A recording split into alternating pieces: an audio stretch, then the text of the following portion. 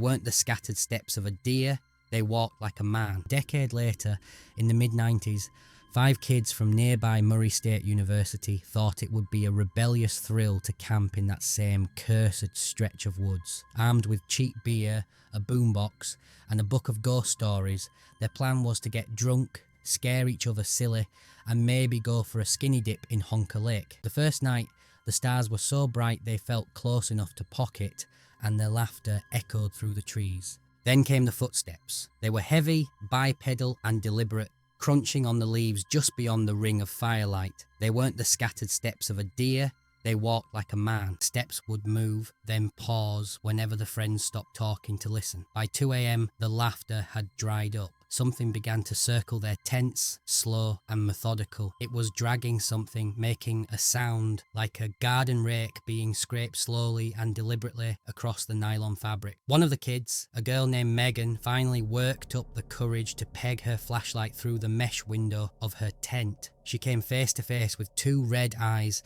6 feet off the ground. They didn't scatter from the beam, they just stared back, reflecting her light like bicycle reflectors soaked in blood. Chaos erupted. They bolted in 5 different directions, a panicked explosion of bodies into the dark. Their flashlights bobbed like frantic fireflies, and their voices cracked into raw, primal screams that nobody could place as human. Megan was the first to make it out, running barefoot for miles until she collapsed at the ranger station, clutching a broken tent stake like a crucifix. When the sheriff's deputies finally went to investigate, the campsite looked pristine.